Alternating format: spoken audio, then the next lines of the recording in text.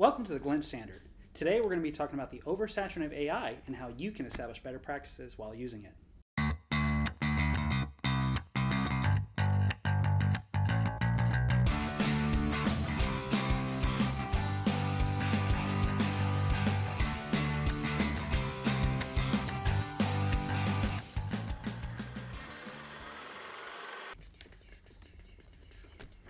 All right. Miriam, our resident AI queen, how are you?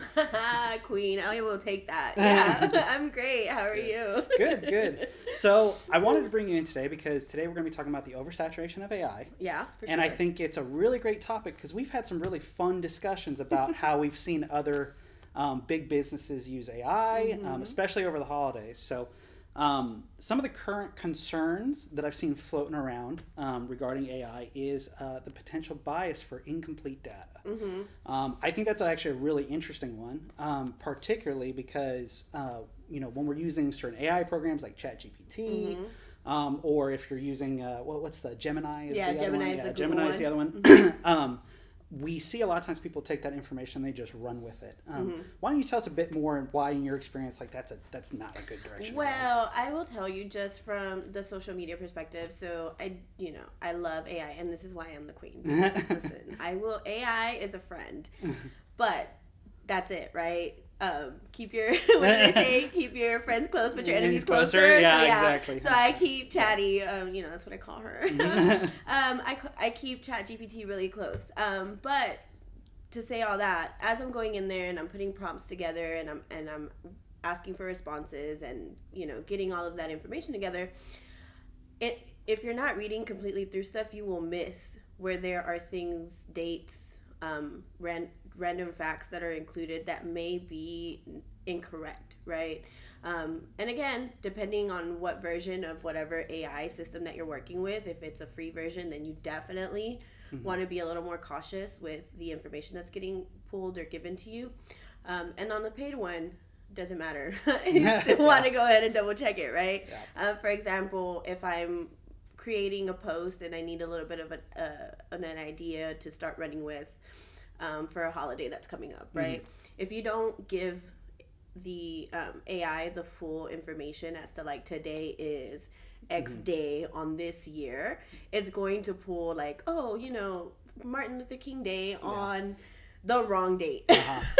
And it's little details like that you always have to be extra cautious with, especially if you think that you can just like copy paste and like post. No. Yeah, 100%. I've noticed that in my own use as well, because there was one particular time I was using ChatGPT, and I had requested some information on a particular topic, and it came back with the information, and something didn't seem quite right. But I was like, wait a minute, that doesn't sound right. And I went and did my own research on it, and turns out it was way off. Yeah. And I actually, I chose chaos that day because I came back to Chatty, and I was like, that's not correct. Yeah. You told me the wrong thing. Yeah. And it came back, and I didn't provide new information for it. All I did was say that's incorrect. Please, restate the statement. And it gave me the correct answer next. It's like, sorry, excuse XYZ. 100%. Like, you definitely need to go through and read those factual statements that you put in there and just double check them and research them. Make sure that they match the information that you as a human being can discern that from. Oh, yeah, for sure. 100%. For sure. Another big issue that a lot of individuals run into that I always have this major paranoia about is the technology dependence. I am always horrified at the idea that one day I may come in, Chatty may be down, something may not be working, whatever, and then I have to write myself, and then I sit down to write, and then all of a sudden I'm like, you knew a blank. I don't know how to write anymore. Yeah. So I think it's important to remember that a lot of these skills that AI helps us with, they are meant to be supplementary to our actual skills. We need to still work those muscles out, like creativity, writing, any of that stuff. Just like any muscle in the body, you gotta use it, or else you lose it. No, like you would think that saying does not hold true, but it holds so valid in this specific topic. I know, think about the way that we work with it and how we approach it. It's like, we brainstorm, we come up with ideas, and you know, that's us flexing our creativity. That's still, you know, giving it that individual like glint flair, right? 100%. But maybe some of that extra kind of like tedious work that might need to be added to it to make it like a complete idea. Yeah. Then that's when you go and you're like, hey, Chatty, help me out with this real quick. Yeah. Right? But it's not going to Chatty right away and instantly going there and saying, this is my problem, give me a solution. 100%. Right? Because at that point you've completely eliminated yourself from the equation, and you're kind of proving why AI could do it. Exactly. Yeah. You're killing your own job security kind of at that point. Yeah, at that point you're just like, oh, yep. Yeah. And I think that those are great points, and I think something also worth bringing up, because you know, we're talking in the context of text-based AI generation, but visual AI generation too. That's something to consider, because a lot of times individuals, and we'll get a little bit more into this part of it here in a minute, but a lot of times individuals will you know, take like Midjourney or OpenArt.ai to generate visual images rather than using it as a baseline. And what I mean by that is what I found the best use of visual AI for is composition. If you need to create kind of the general idea of how the subject in an image is framed, such as, let's say, figure drawing. Say you're drawing a person, or you're trying to come up with a storyboard for a person. Using it to develop those kind of camera angles and the composition of the overall image, that's where it's very great. And then you're talking about adding the glint flare. Yeah. That's where you go and you refine. Yeah. Which is a great point to bring up, because that leads us in kind of the next issue, which really sparked this entire discussion, was a lot of times individuals, and I've been very shocked at how many big companies will do this, but a lot of businesses and a lot of companies will take that first AI generation and just run with it, and they don't add that flair to it. Yeah. Some prime examples that we saw was Coca-Cola was a big one this holiday season. Disappointment. Yeah, disappointment. For those that don't know, Coca-Cola every year does these really intricate holiday ads, whether it be with polar bears or Santa or whatever. But this year they chose to go all AI, and they didn't refine it. And there are a lot of very, very clear inconsistencies, like Santa's sleigh turning into a road, and just very weird visual snafus that you see with AI. Another one that you told us about was Spotify. So why don't you tell us a little bit more about some of the things they decided to do? So like Spotify this year, you can tell that, you know, they've gotten rid of the human touch. Everybody looks forward to at the end of the year. It's like there's Spotify kind of like oh wait, I lost the track. Oh, your top picks? Yeah, like all of your tops and all of that, right? And so they put that together, and when I tell you the disappointment, the wave of disappointment that you saw on all social media platforms, where everybody is so excited, so ready to just like post all of their, to the point where people are like, I don't even think this is accurate. I don't know if this really, like, you know, the most generic playlist that you can think of, like, prior to that, everything felt like very personalized, very like somebody actually sat there and thought, what would I love to see? Wrap up, that's what it is, Spotify wrap up. But everybody, you know, is really excited to see that and really post it, because it feels very unique to you. If it goes deeper than just like, oh, this is the music that you like. It goes into the personality of an individual, right? Especially if you have like a good little variety that you listen to. It goes into all of those little people niches. Add it to their identity. They contribute like their identity to it. Yeah, because it's a cute little like niche part of you, right? That exists, that somebody else has seen through the lens of music, and that did not exist this year, right? Yeah, it was like, and I think that goes into the whole AI conversation, right? Yes, it's useful, but at the end of the day, and I know we've said this like in other podcasts, is that the heart, the thing that connects us as human beings, that piece of like just that personable, like just that connection that is like fully lacking in AI, right? Because if we're going back to that example of like Coca-Cola, for me, it wasn't even the visual like refining of it all. It was the fact that I sat there, watched the commercial, and did not evoke the same emotions. It's soulless. The same emotions that I would have been, you know, that I would have felt, that merriness, that Christmas feeling, right? That Coca-Cola that does so well. It was like something was missing, and I could not put my finger on it.